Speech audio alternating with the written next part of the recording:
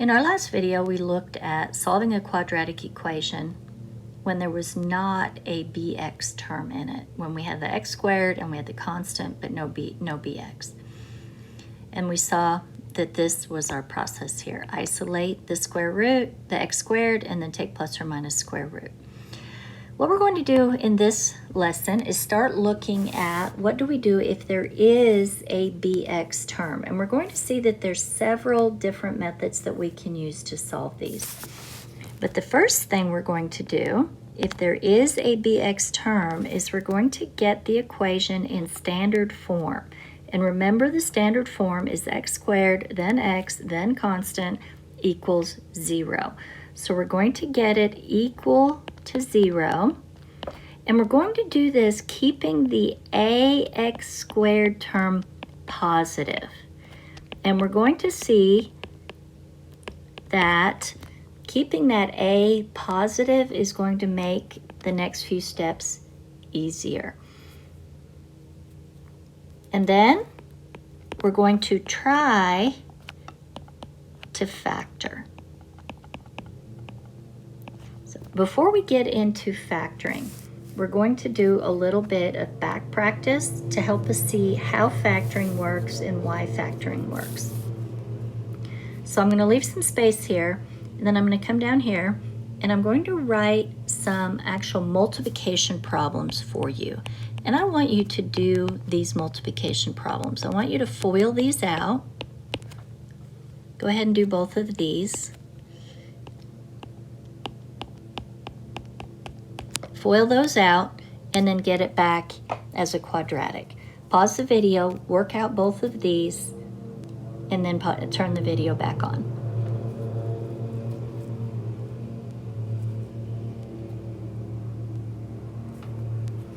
All right, so we see if we FOIL this, x times x is x squared.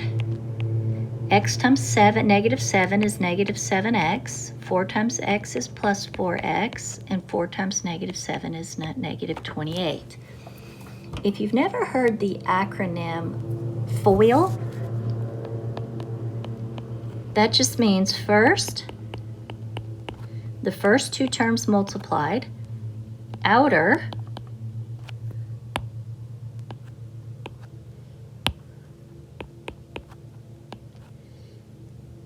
and the outer means the outer two terms multiplied,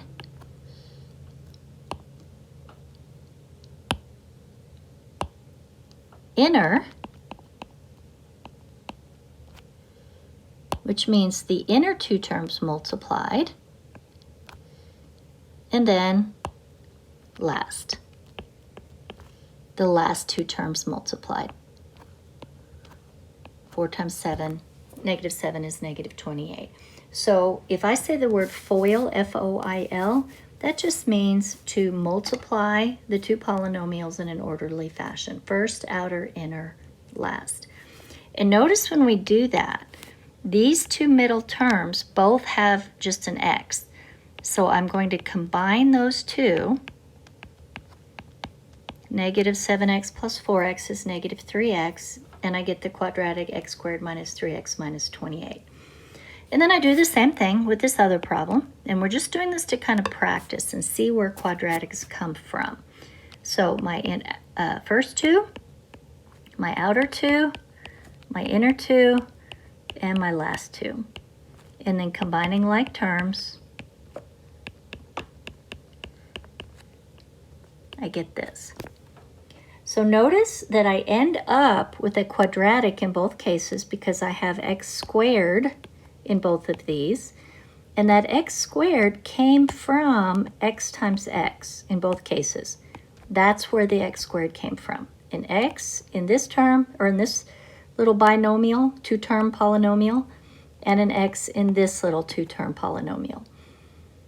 And then the outer and inner combine to give me the x term, and then the last two numbers combine to give me the last number. And that happens in every case.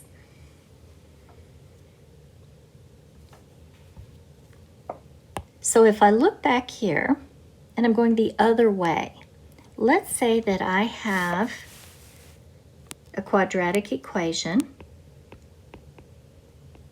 And it says solve, and remember solve means find the value or values of x that make the equation a true statement. And let's say that I have x squared equals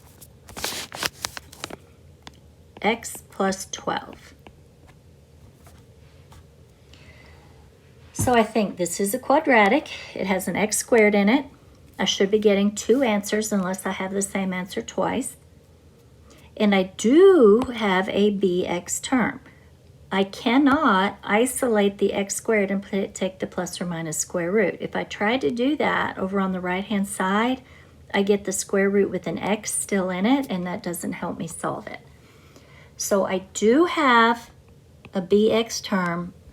So my first step is to get this equal to 0, and I want to keep the ax squared term positive because that will make my work easier moving forward. So you go ahead and do that.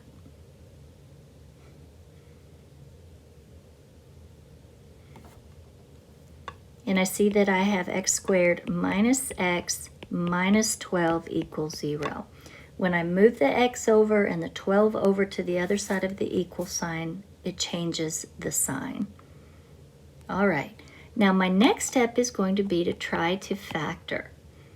Now remember when we were going the other way here, when we were multiplying binomials, two-term polynomials to get a trinomial, a quadratic, we always had this pair of parentheses with an x and an x.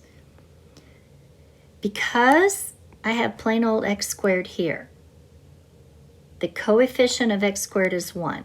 The only way that I can get that is if I have x times x. So that's my first step.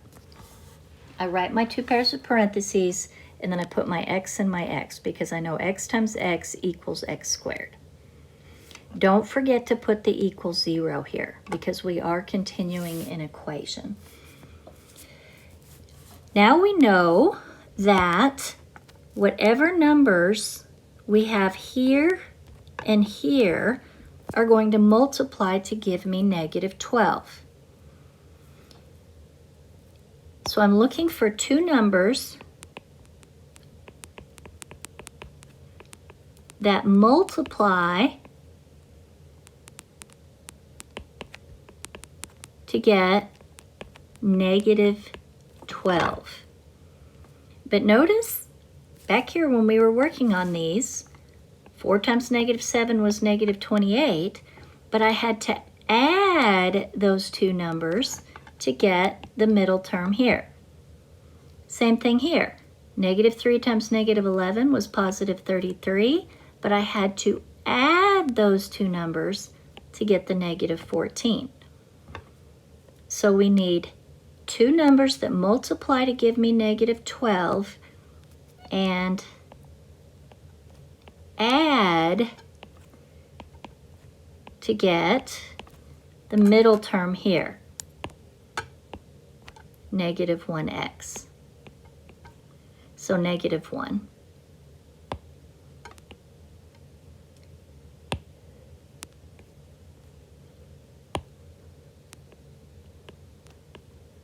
So you try to think what those two numbers are. Two numbers that multiply to give me negative 12 and add to give me negative 1.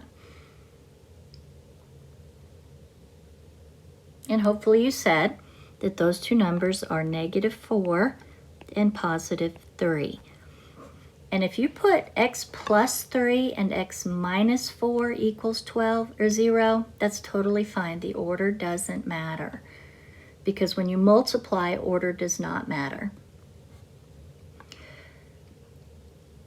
So we have factored this, but we still are looking for what x is. That's what it means to solve. The only way that I can have two numbers multiplying together to get 0 is if either a equals 0 or b equals 0. It's the only way I can get two things multiplying to get 0 is if one of the factors is 0. So that means that either x minus 4 equals 0 or x plus 3 equals 0. We said each of our factors equal to 0. And now we have linear equations that we can solve for x. So our solution here is x equals 4 and x equals -3. Each of these numbers can be plugged in for x here and here and give me a true statement. Let's look at another example of this. We're going to solve. And remember, that means we're finding x. So let's say that we have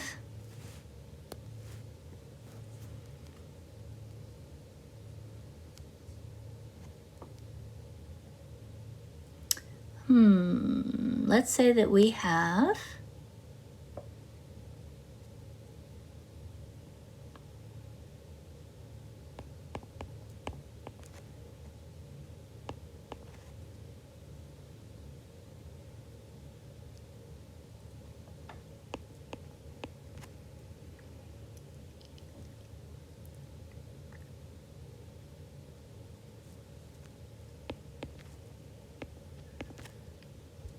negative 10x equals x squared plus 21.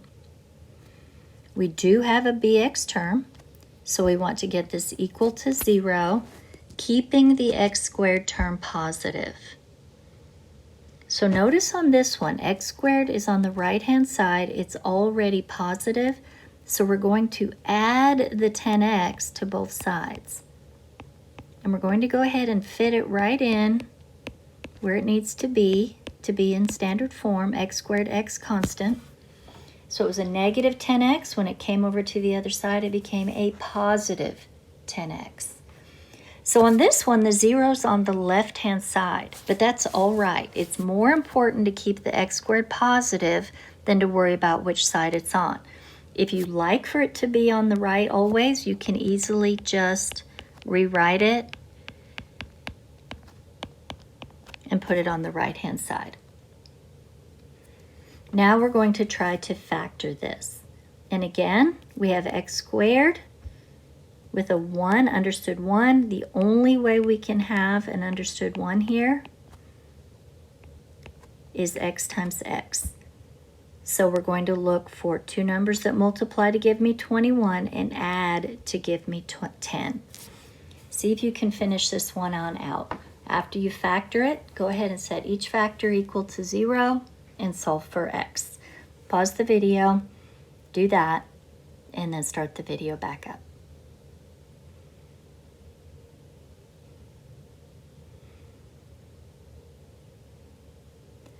So I see that two numbers that multiply to give me 21 and add to give me 10 are 3 and 7. And again, if you put x plus 7 times x plus 3 equals 0, that's fine. Don't forget to keep the equal 0. Because now I can say x plus 3 equals 0 or x plus 7 equals 0. And then solve for x in each of these. And I get x equals -3 and x equals -7. All right, let's do one more example here, and I want to show something that we need to do beforehand. And I should have put this first, but I did not. So we're going to add another step here. We're going to put another step in between here. We're actually going to put two steps in here. We're going to divide out any common numbers. And then we're going to see that there's a step to factor out any common x's. And then try to factor. And we're going to wait on part C. We're going to wait for our next video to look at that one. But this one, we're going to see that we're going to have some common numbers, and we can divide that out before we start trying to solve.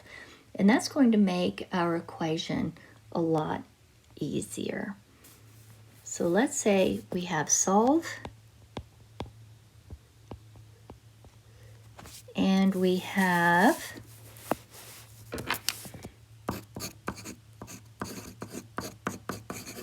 Let's say we have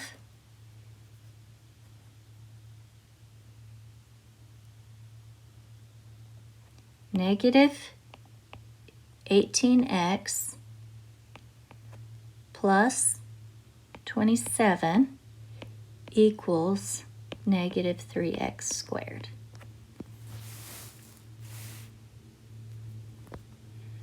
All right, it's a quadratic because we have x squared. We do have a bx term, so we want to get this in standard form, keeping the x squared term positive. Now notice here, this one is negative. So that means we want to bring it over to the other side to make it positive. So we'll have 3x squared minus 18x plus 27. They keep the same sign because they didn't switch sides. All right, now here's where we look for any common numbers that we can divide out. And we see that 3, negative 18, and 27 are all divisible by 3.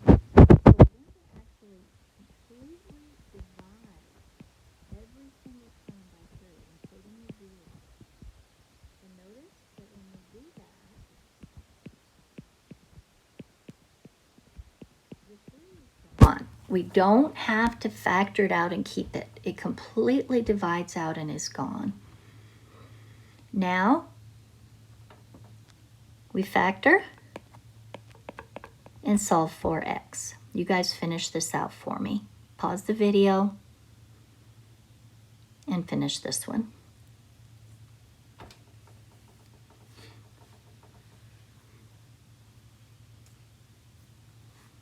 And we see that two numbers that because we have a 1 here, we're looking for two numbers that multiply to give me 9 and add to give me negative 6. And that's going to be negative 3 and negative 3. So when we set each of these equal to 0, we just get x equals 3 2 times. So x equals 3 is our only answer. So when I say that normally we get two answers if we have an x squared, that's true unless we get the same answer twice. That's called multiplicity 2. The same answer occurred twice. So we only have one solution. In our next video, we're going to look at solving quadratic equations when we do not have an initial coefficient of 1, and we can't divide out to get an initial coefficient of 1. We only want to divide here if it divides evenly in every term and does not create fractions.